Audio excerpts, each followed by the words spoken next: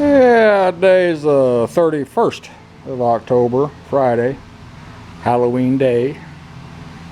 I'm still trying to get these wheels off this tiller. And I've got a small pneumatic hammer coming, along with a bunch of bit sets.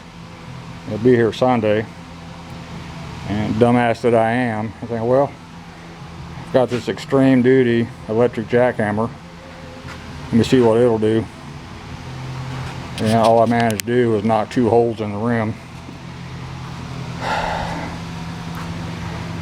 Got a 20-ton hydraulic jack on it. Stud and some nuts going through the axle hole of the wheel, something to push against.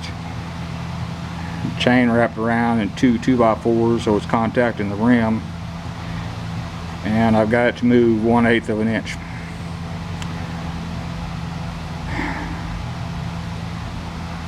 I got it on Amazon for $159.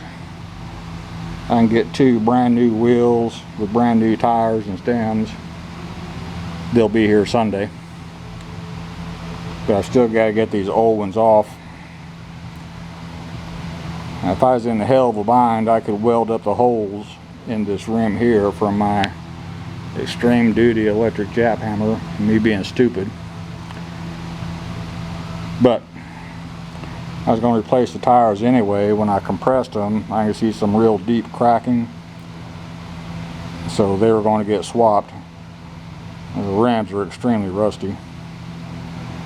With the new tires and wheels coming, all I have to do is clean up the axles real good with some emery cloth and make sure the new wheels slide on and off. It's 1-inch axles, already verified that. And when I reassemble, when I get done changing out the axle seals, I'm going to anesthesia the heck out of the axle and wheel interface, so this won't happen the next time. And when I'm dead and gone in 20 years from now, and somebody's got this tiller and needs to fix a flat or something, they can pop the pin and the wheel will slide right off, since it'll be anti-seized. I'm dealing with probably well over 50-year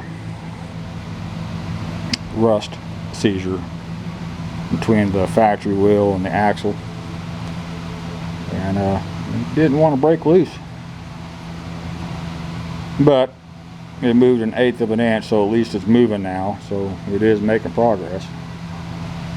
And I'll just keep fiddling with it, and maybe when my pneumatic hammer comes in on Sunday, I'll try it on the right side and see if it does any good over there. It's got a specific hammer style bit, so I should not destroy a wheel, but I won't need the wheel because I have 2 brand new ones. Either way, these wheels got to come off just so I can change out the seals. And it's the original seals. They are leaking a little bit, not dripping, but they are leaking. And after 50 years, they're going to be dry, and they are in need of replacement. So anyway, let me keep on fiddle farting around, see if I can get this wheel off this side at least. That's all for this one. Thank you.